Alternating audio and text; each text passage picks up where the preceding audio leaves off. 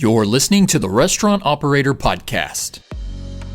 Get the latest restaurant industry headlines delivered to your inbox every weekday with Restaurant Operator Daily. With this one newsletter, you'll get the top stories from leading news sites like fastcasual.com, pizzamarketplace.com, and qsrweb.com. Join more than 30,000 subscribers who rely on Restaurant Operator Daily to keep them informed on the most important industry news and trends. Subscribe today at restaurantoperatordaily.com. Welcome to the Restaurant Operator Podcast. I'm Mandy Detwiler, Managing Editor for Networld Media Group and the Site Editor for Pizza Marketplace and QSR Web.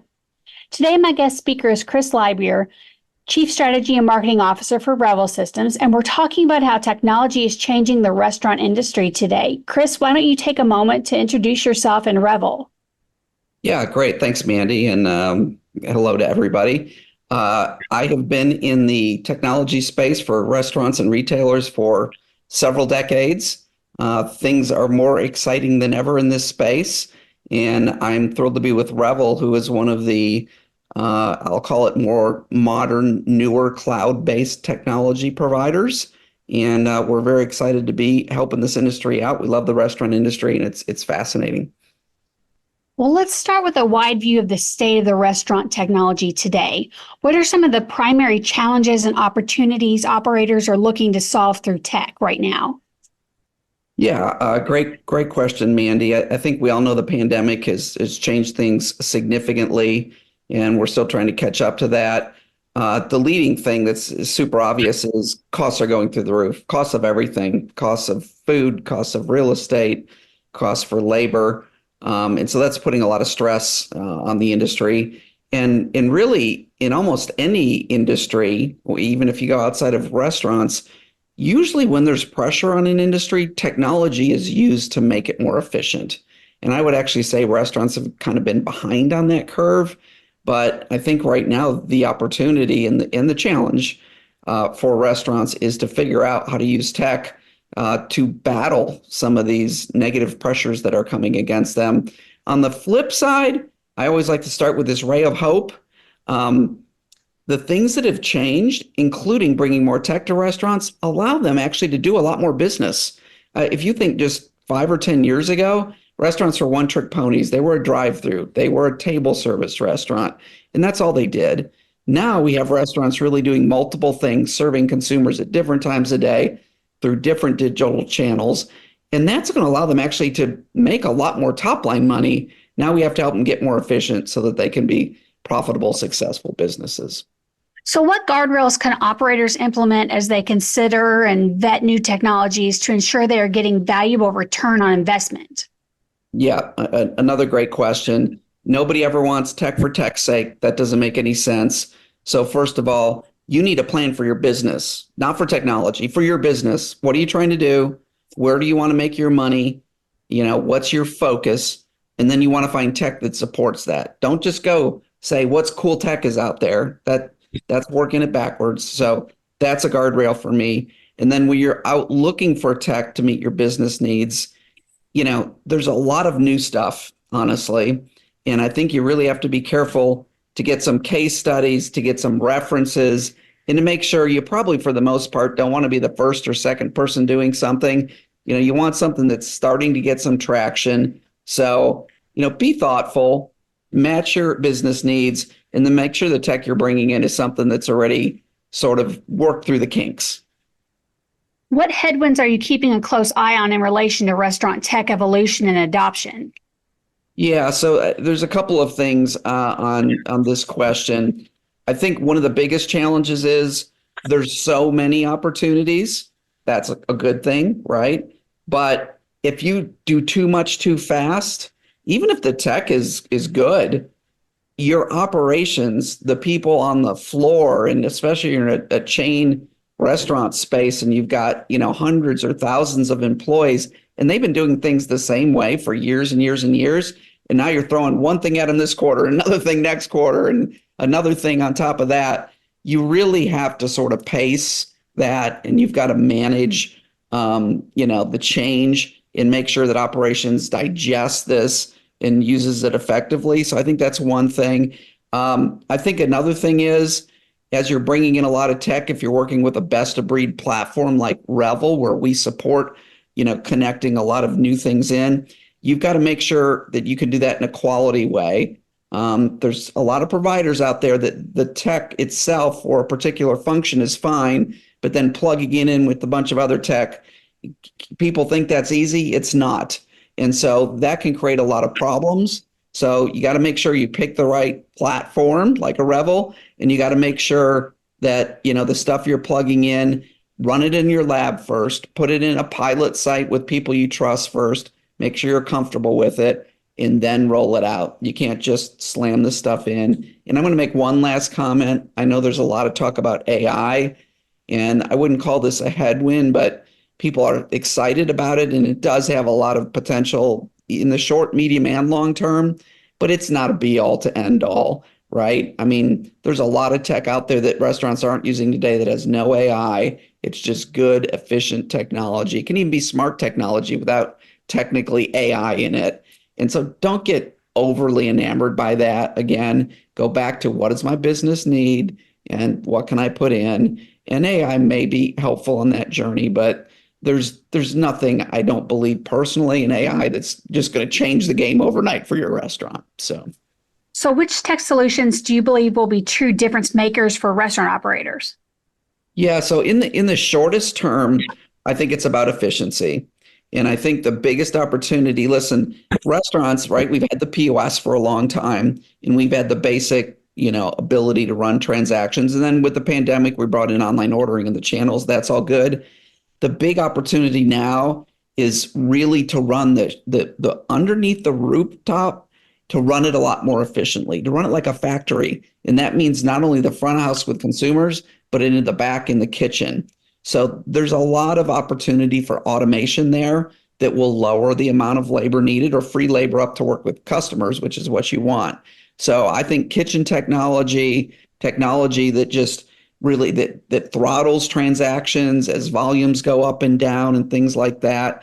If you're doing more business, like I talked about at the beginning, higher revenues through more channels, it can get chaotic under the rooftop. So you got to run it more like a factory. And I'm not going to use the word robots, but maybe a robot's going to start dropping your French fries for you. That's entirely possible in the next few years. But the concept of automating what's under the roof for efficiency, I think, is the lead idea.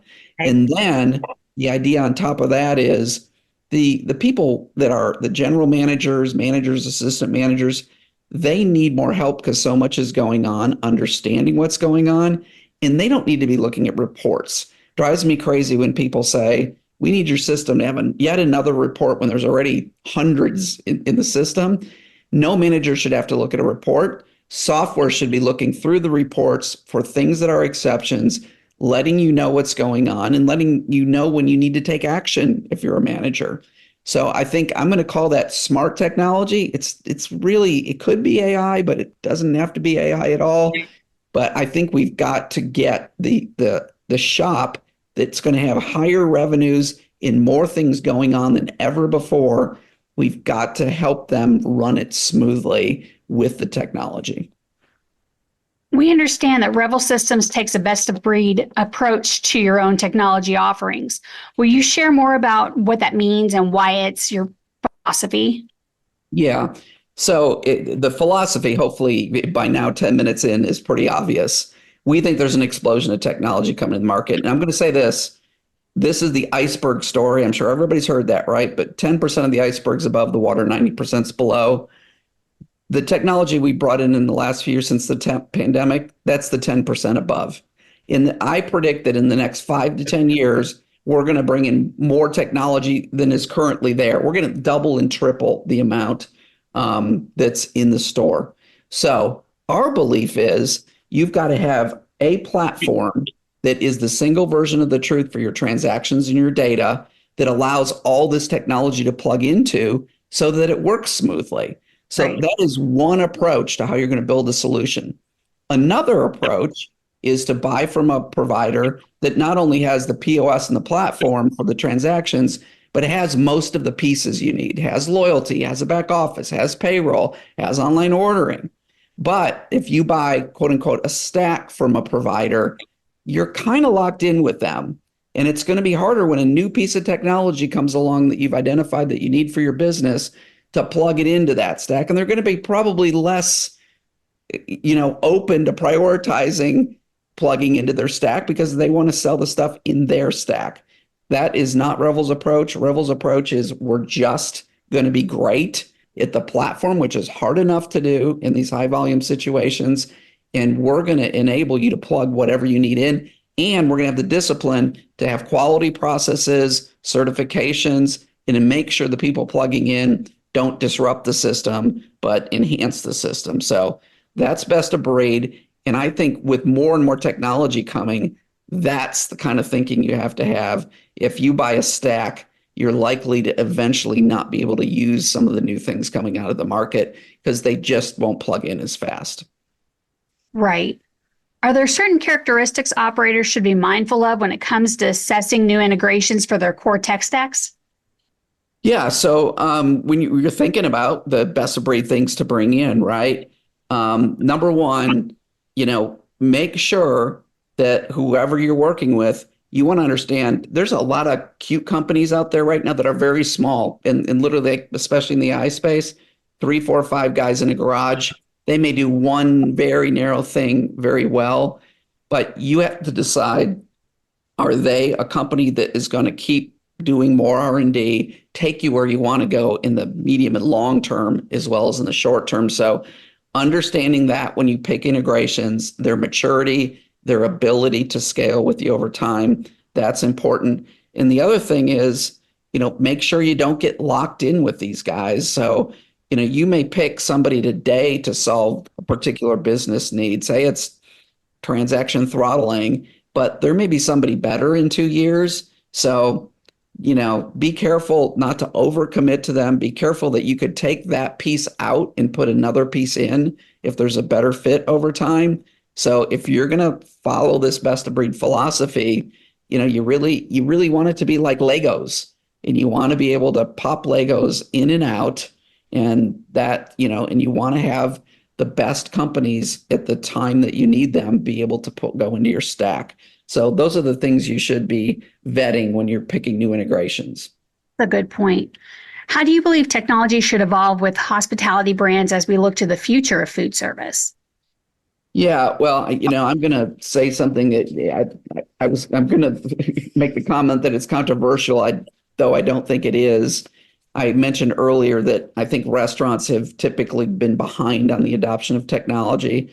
The pandemic sped it up, but still compared to other industries, and just think about other industries out there, telecom or how cars are made or whatever, most of those industries have a lot more automation than restaurants do. Restaurants need to get more serious about technology being not something that helps their business, but being a core part of whether they win or lose, period. And I get it, right? Restaurants are about the quality of their food, their brand, how they interact with consumers, and those are wickedly important and always will be. But technology can't be this thing on the side. It has to be at the main table. Budgets need to go up. This industry spends less on technology than almost any industry out there. You've got to spend more. You got to have quality executives and enough staff to be doing the right things, and you'll get a return on it. You'll get an ROI. But historically, restaurant chains that spend, more money testing French fries or trying to figure out how to optimize real estate, those things are important, but tech has got to get a bigger seat at the table. And I think that's going to be one of the biggest things going forward. Well, thanks so much for being with us today. This has been really great. It's been nice having you. Thank you, Mandy. Appreciate it. That'll do it for this episode of the Restaurant Operator Podcast, and we'll catch you next time. Get the latest restaurant industry headlines delivered to your inbox every weekday with Restaurant Operator Daily. With this one newsletter, you'll get the top stories from leading news sites like fastcasual.com, pizzamarketplace.com, and qsrweb.com. Join more than 30,000 subscribers who rely on Restaurant Operator Daily to keep them informed on the most important industry news and trends. Subscribe today at restaurantoperatordaily.com.